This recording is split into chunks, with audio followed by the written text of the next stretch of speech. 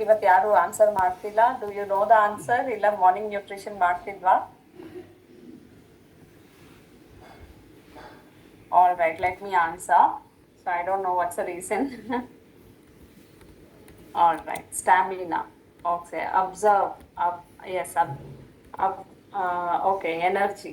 Very nice. Okay, okay, thank you so much. So, ನೋಡಿ, breakfast is the first and most important meal ಅಂತ ಹೇಳ್ತೀವಿ in the day. ನಾವು ಇಡೀ meals ಅಲ್ಲಿ ನೋಡಿದ್ರೆ, ನೀವು ಬ್ರೇಕ್ಫಾಸ್ಟ್, ಲಂಚ್ ಮತ್ತೆ ಡಿನ್ನರ್ ಬಗ್ಗೆ ಮಾತಾಡೋದಾದ್ರೆ, breakfast is the most prime meal ಅಂತಾನೆ ಹೇಳ್ಬೋದು.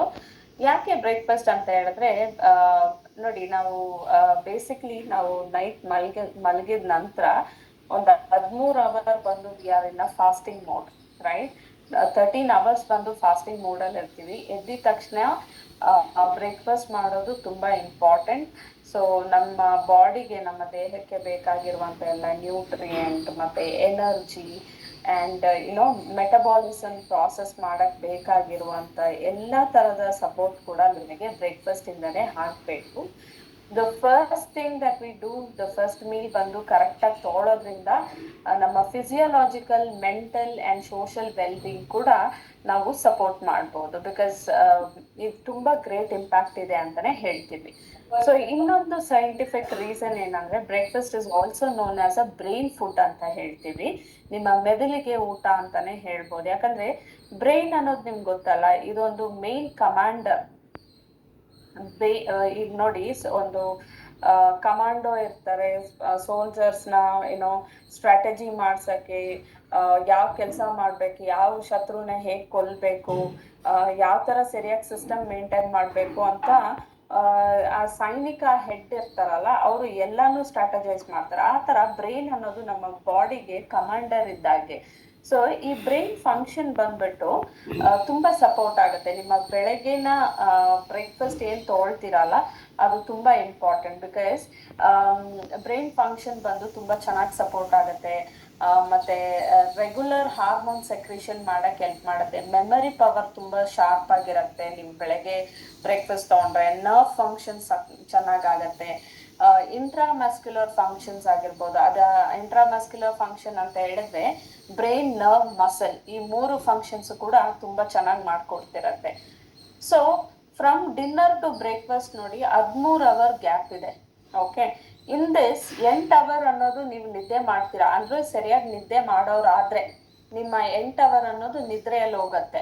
ಇನ್ನು ಉಳಿದಿರುವಂಥ 3 ಅವರಲ್ಲಿ ಏನು ಮಾಡ್ತೀರಾ ಅಂದರೆ, ನೀವು ಎಕ್ಸಸೈಸ್ ಮಾಡ್ಬೋದು, ಇಲ್ಲ ರೆಗ್ಯುಲರ್ ಆಗಿ ಮನೆ ಕೆಲಸ ಮಾಡೋದಾಗಲಿ, ಇಲ್ಲ ಅಡುಗೆ ಮಾಡೋದಾಗಲಿ, ಇಲ್ಲ ಬುಕ್ ರೀಡಿಂಗ್ ಆಗಲಿ, ಇಂಥ ವಿಷಯಗಳು ನಾವು ಮಾಡ್ತೀವಿ ಅಲ್ವಾ.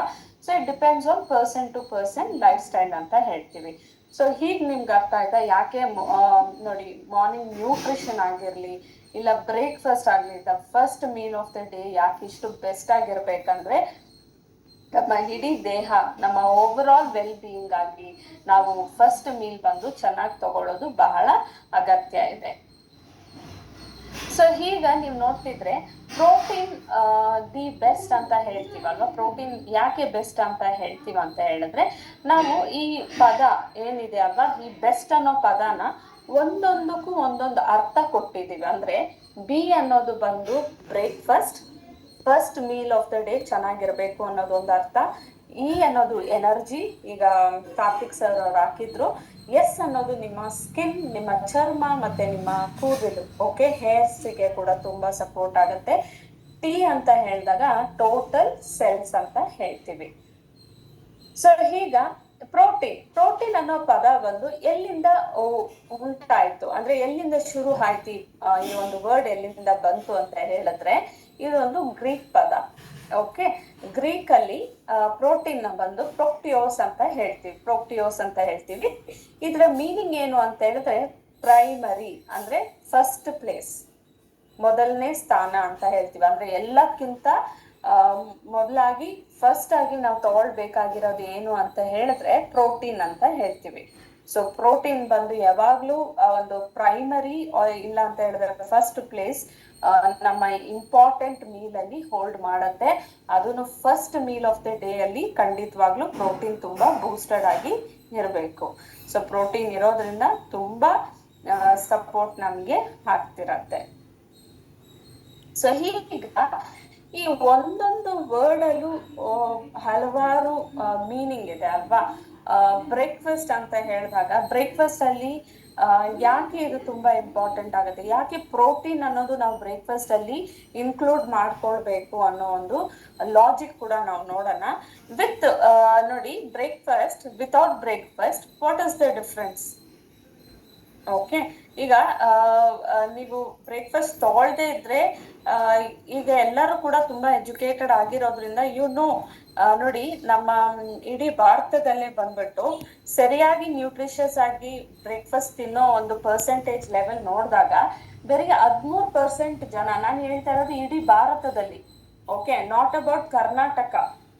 ಓಕೆ, ಇಡೀ ಭಾರತದಲ್ಲೇ 13% ಅಂದ್ರೆ ಕರ್ನಾಟಕದಲ್ಲಿ ಏನೋ 1% ಇರಬೇಕು ಅನ್ಸುತ್ತೆ ನನ್ನ ಅನಿಸಿಕೆ. ಬಿಕಾಸ್ ಸ್ಟೇಟ್ ವೈಸ್ ನೀವು ಸ್ವಲ್ಪ ಬೈಫಕೇಟ್ ಮಾಡಿ ಸ್ಟ್ಯಾಟಿಸ್ಟಿಕ್ ನಂಬರ್ ತಗೊಂಡ್ರೆ ತುಂಬಾ ವರ್ಸ್ಟ್ ಆಗಿರುತ್ತೆ. ಸೊ ಇಲ್ಲೇನಂತ ಹೇಳಿದ್ರೆ ಬ್ರೇಕ್ಫಾಸ್ಟ್ ತಗೊಳ್ಳೋದು ತುಂಬಾ ಕಡಿಮೆ ಜನ, ಅದರಲ್ಲೂ ಕಡಿಮೆ ಜನಲ್ಲೂ ನ್ಯೂಟ್ರಿಷಿಯಸ್ ಆಗಿ ತಗೊಳ್ಳೋರು ಬರೀ 13% ಇದ್ದಾರೆ.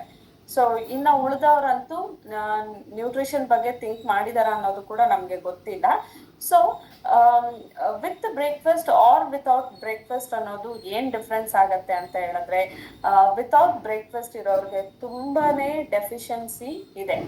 ಈ ಡೆಫಿಷಿಯನ್ಸಿ ಕಾರಣದಿಂದ ತುಂಬಾ ಕಾಯಿಲೆಗಳು ಕೂಡ ಬರ್ಲಿಕ್ಕೆ ಹೊಣೆ ಆಗ್ತಿದೆ. ಅಂದ್ರೆ ತುಂಬಾನೇ ಪ್ರಾಬ್ಲಮ್ಸ್ ಇರತ್ತೆ ನಮ್ಗೆ. ಏನಂದ್ರೆ ಕೆಲವೊಂದು ವೈಟಮಿನ್ಸ್ ಬಂದು ಪೀರಿಯಾಡಿಕಲಿ ಒಂದು ತುಂಬಾ ದಿನ